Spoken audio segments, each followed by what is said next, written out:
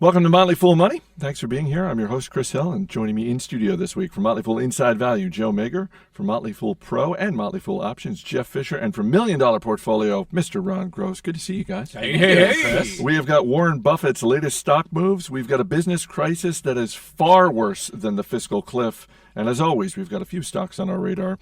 But as we head into the Thanksgiving holiday week, we begin with retail. We saw big box retailers like Walmart, Sears, and Target all reporting earnings. And Jeff, Target had good results. Sears and Walmart, not so much. What is going on for people who are trying to read the tea leaves of the retail industry? So, Chris, Target is in a bit more of a sweet spot than Walmart. They tailor to or sell to middle-income families who are a little better off than the lower-income families that Walmart caters to. Target also has their stores located demographically in such a way to reach people who are a little better off. And Target then is able to raise prices slightly. They increase prices on many items, and still they could push those price increases through, where, well, Walmart lives and dies by very low pricing. So what you saw is basically a demographically driven decent quarter for Target, and Walmart's still suffering because the economy is rough still. And that really affects lower income families. Meanwhile, Sears, their consumer electronics division, is just shot, not doing well. That's actually news to me. I didn't know that Sears even had a consumer electronics division. Sears is huge. I was actually wondering, I don't know the answer to this, how's Walmart doing in the food space versus the hard goods? It's doing okay on volume there, Ron, but it makes very low margins, of course. And Joe, internationally, Walmart is struggling. And in the past, when we've talked about Walmart, that was really the opportunity for them, wasn't it? Yeah, it's kind of going the other way right now. Foot traffic in Chinese Walmart stores was down almost 8% last quarter, which was a real shocker. But I want to get back to trashing Sears for a minute. Oh, by all means. I was looking at the press release today, and they talked about how they lowered their inventory by $1.4 billion. So basically, I went back and looked, and over time, they pretty consistently kept inventory at about 20% of total sales. The problem is sales keep shrinking, so what's happening is they're just carrying fewer and fewer items, and that's just kind of a self-perpetuating cycle. You know, if you don't carry a broad array of stuff, people won't come back to you, and if you only carry one size of jeans, you know, at some point, business walks away. Depends what size. Jeff, Could be perfect. Speaking of jeans, Gap had a pretty good quarter. Great results. Great year. The stock is up some 80% the past year. You know, Chris, it's kind of like Target. They sell basics and staples at prices that are reasonable, so they're drawing in the middle-income family to shop there. It's cheaper than the boutique jeans sellers. Retail overall, as you guys know, is a really tough business, and you can go a few routes. You can buy the giants like Target and hope that they maintain dominance. Watch that they do. You can have an eagle eye out for small retailers that are suddenly doing well, like Gap, or you can just buy a giant index of retailers, and that's one way to do it. I looked up some numbers the past 10 years. Target shares are up 89%, excluding dividends over the past 10 years. Walmart shares only 26%, and Gap was flat for years and finally is up almost 80% the past year. Meanwhile, the S&P Spider Retail ETF, the ticker is XRT, a whole ETF of 100 retailers, is up 61% the past 10 years. So it's captured most of the gains of Target and much less risk. It's an awful lot of research there, Jeff. Thank you. That's a lot of numbers. Makes for great radio. Yeah. Jeff comes red. He's new. One other apparel retailer I should throw out there, because we've certainly trashed them in the past, and it's worth pointing out that they had a good week, and that's Abercrombie and Fitch. Third quarter earnings up 40%. I know, Joe, they're working off a low base there, but I mean, give credit where credit is due. The stock was up about 25% in a single day. Well, that's the beauty of low expectations.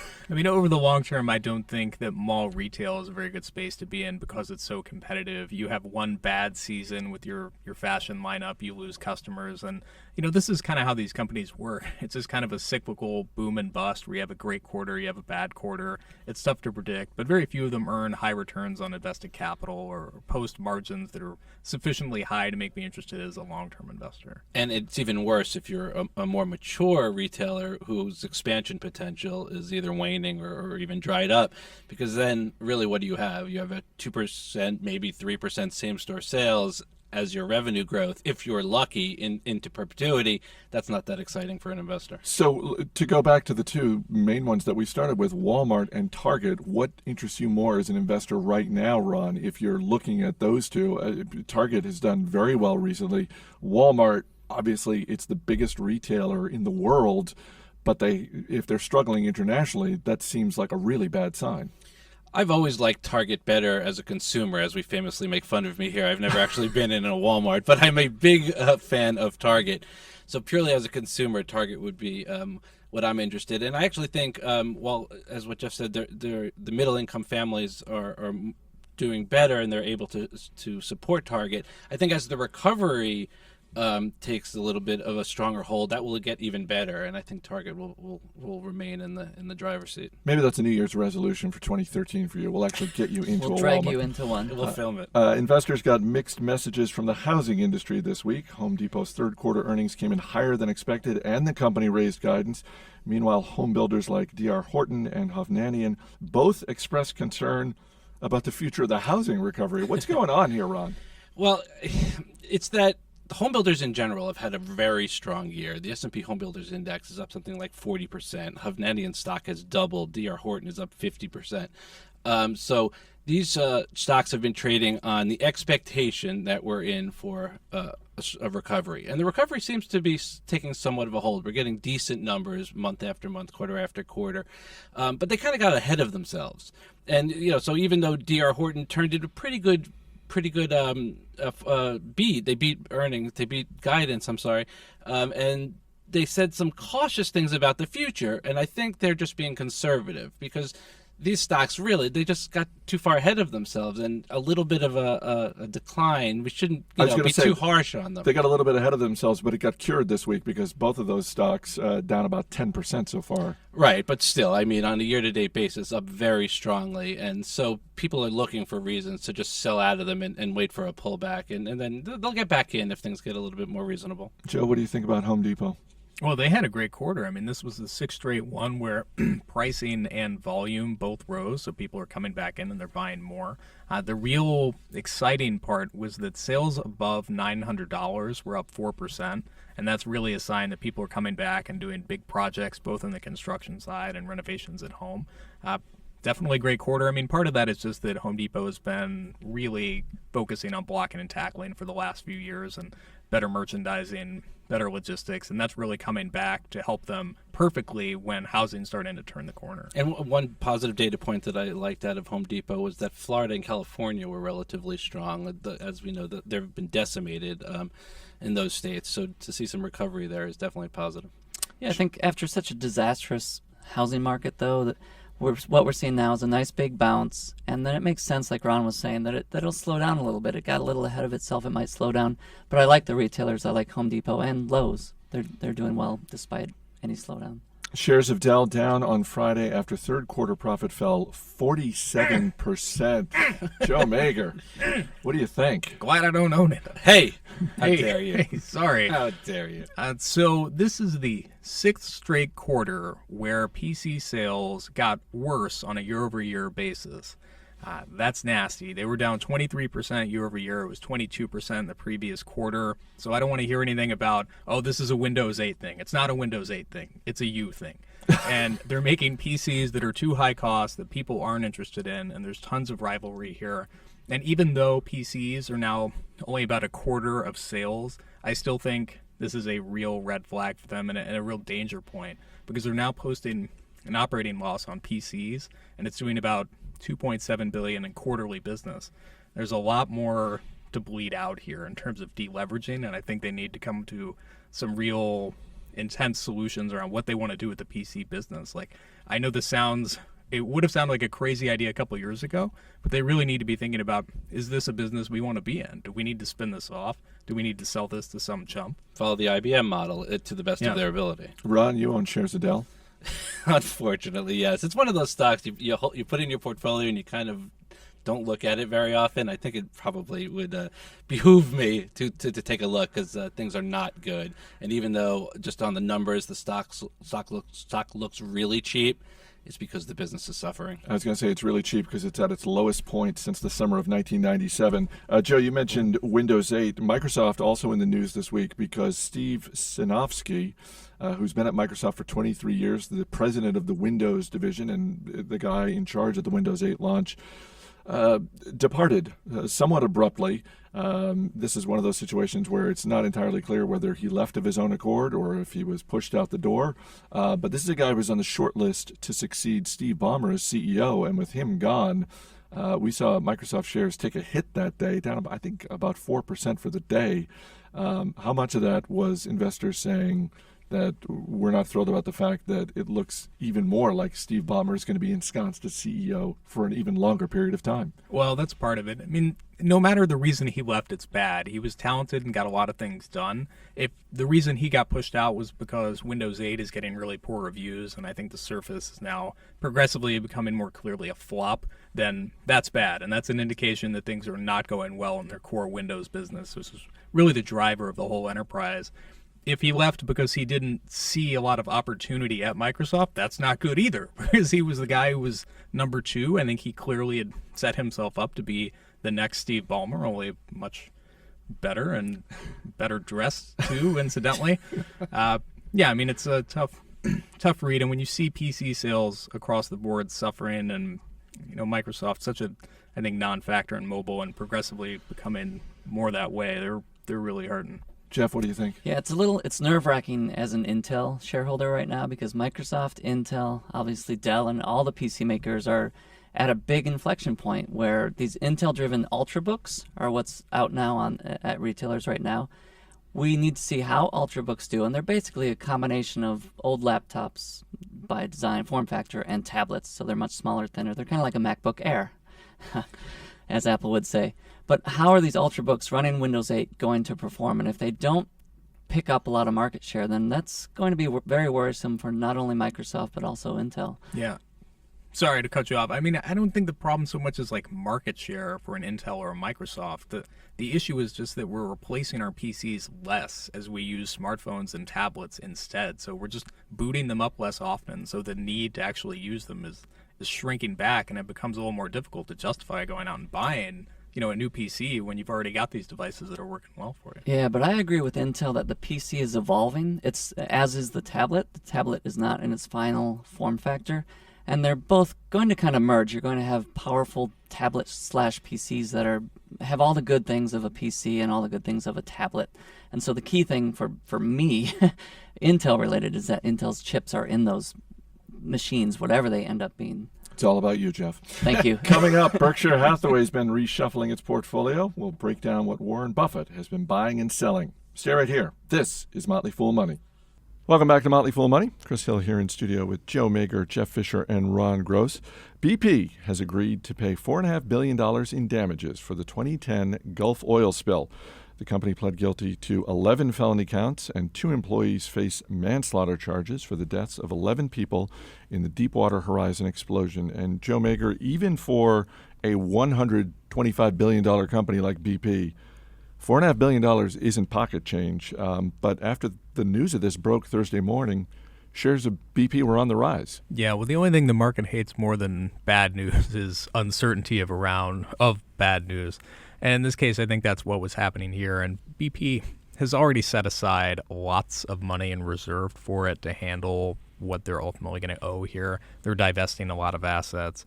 It takes a long time for these things to play out. It's easy to forget, but it took 19 years for all of the Exxon Valdez lawsuits to play out. So this is going to be an ongoing headache for BP, but I actually think a bigger issue for them is really just focusing on the operations of cleaning up their safety standards and getting them up to snuff. And they've also got some real issues with their Russia assets and kind of getting out of that country, and they're not doing well with that either. Overall, things are not going so hot, but this is a good step in the right direction, both in terms of them settling this and just in terms of, owning accountability. This week, Berkshire Hathaway filed the necessary paperwork with the SEC to disclose the latest changes in Berkshire's portfolio. Ron Gross, a lot of stock moves. What stood out to you? Yeah, well, first, can we pass a rule that it's no longer, but those are Todd or those are Ted stocks? It's all just Berkshire from now on. It's enough is enough. Even those guys are getting more responsibility. It's going to be, it's all one for all and all for one.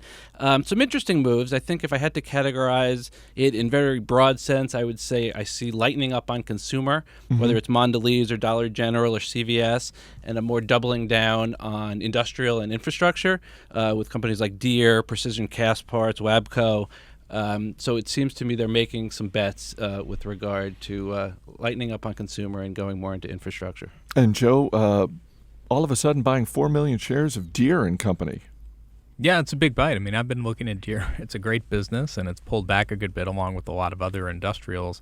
You know, honestly, when I look at what they've been selling, to me, it's been a lot more about Buffett's lost faith in some franchises that he used to really have a lot of conviction behind. So Procter & Gamble, the Kraft group there, now Mondelez and Kraft, but also Johnson & Johnson, which Berkshire is now almost entirely blown out of. And I think instead he's finding that he'd rather own businesses outright and be able to have more control over that. And while Buffett is always a big bull on America and talking about that, Deere actually has a really a lot of growth ahead of it in emerging markets. That's probably the bigger play for Deere as infrastructure gets built around the world. So it's nice to see them kind of getting exposure there.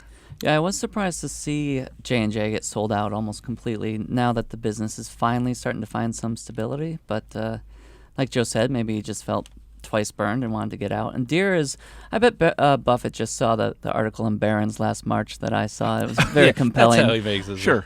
They've increased their dividend 14% annualized for a long time now, and the egg industry they sell into is expected to double in size in the next decade or two. We have to feed the world. Busy week for Nike. The company announced a 2-for-1 stock split and a dividend increase. Nike also announced a deal to sell its Cole Haan business to a private equity firm for $570 million. Jeff, of these three things, which one do you think is going to have the biggest long-term effect for investors? Well, you'll be surprised by my answer, but I'll say the dividend, the larger dividend, because research shows, Ned Davis research shows that since 1972, stocks in the S&P 500 that increased their dividends earned returns of 9.5% annualized, and those that didn't pay a dividend at all saw their stocks rise just 1.5% annualized, obviously a huge difference. So Nike has increased its dividend for 9 years in a row. The other bit of this news is selling a division is big news as well, Chris. They're focusing their portfolio a bit by selling Cole Haan and Umbro, they just sold last month as well. Combined, they're raising almost $800 million. But that said, these two businesses are a small portion of their overall revenue. But still, I like to see the company manage its portfolio and focus on their core business. It's a good move. And finally, guys, after 82 years in business, Hostess Brands is closing its doors. Yes, the maker of Wonder Bread, Twinkies, and numerous other snack cakes is shutting down its plants after it could not come to an agreement with striking workers. I went out to 7-Eleven right before we taped the show. You really did. And we've got on the table here Ho-Hos, Zingers, donuts, cupcakes. Joe's cracking into the cupcake. Snowballs. No Twinkies. There are no Twinkies at the 7-Eleven. They're kidding? gone. People are smart. They're buying them while they can. I'm eating this cupcake in honor of the business. I bought Twinkies. I'm going to sell them on eBay in a few weeks when people are desperate. Oh, man. Ron, what do you think? Because this is a brand, an iconic brand that will have value for someone. Do you think that a Kraft Foods or a Mondelez comes in and buys the brand? Yeah, I think definitely. I don't know if they'll buy all the brands or some of the brands. I've seen a lot of talk of a company that I've never heard of called Grupo Bimbo out of Mexico, which is the largest bread manufacturer in the world. Yes. May have some interest, which was interesting to me. But there's Kellogg's, there's Campbell Soup, there's Mondelez, there's plenty of players here that would likely like to snap these up on the cheap. Joe, I think Mondelez makes sense. how's the cupcake? Delicious. We'll wrap up there. Joe Magyer, Jeff Fischer, Ron Gross. Guys, we'll see you later in the show. As always, people on the program may have interest in the stocks they talk about, and the Motley Fool may have formal recommendations for or against, so don't buy or sell stocks based solely on what you hear. I'm Chris Hill. Joining me in studio once again, Joe Magyer, Jeff Fischer, and Ron Gross. Guys, before we get to the stocks on our radar, I should mention, Jeff Fischer, your service, Motley Fool Options, it only opens up. It's a closed service. It only opens up a couple times a year. It's going to be opening up again before the end of the year. For more information, people can go to a free microsite we've set up, which is just optionswiz.fool.com. And optionswiz is with an H, W-H-I-Z, optionswiz.fool.com. But just give me 15, 20 seconds on the Motley Fool Options service for people who are interested. Sure, Chris. Whether you've never used options before or you're an options expert, Motley Fool Options has something for you. We teach hundreds of beginners every year how to use options to generate income, to protect your positions, to invest with less risk. So it's and we have advanced strategies for people who know options frontwards to backwards. So it's a great service, great community of members, and we hope to see you there. And it does a great job of debunking the whole notion of just how risky options are. So again, for more information, a free microsite, optionswiz.fool.com. Ron Gross, time for the stocks on our radar. We'll bring in our man Steve Brodo from the other side of the glass with a question for you. Sounds good. You can fire back maybe a Thanksgiving-related question at him, but what's your stock? All right, I'm going with Hibbett Sports, HIBB.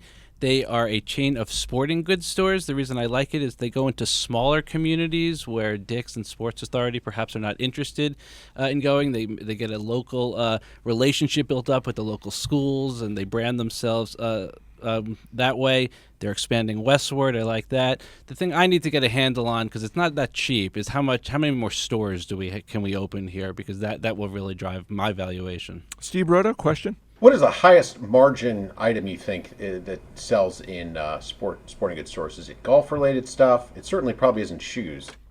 Yeah, I don't think it's apparel by any means. It would be some specialized type of equipment. And I think maybe golf clubs is a good guess, actually. Or the gum by the cash register. Whoa, yeah, the quench gum. Nice. Do you have a question for Steve, maybe related to the Thanksgiving I've been dying to know, Steve. Cranberry sauce or not cranberry sauce? Not cranberry sauce. I've never been a fan and never will be. No, just say no to cranberry sauce. Jeff Fisher, what is your stock? Steve, I'm talking about BMC Software. The ticker is BMC. They make software that manages a company's information technology and makes all their hardware work together.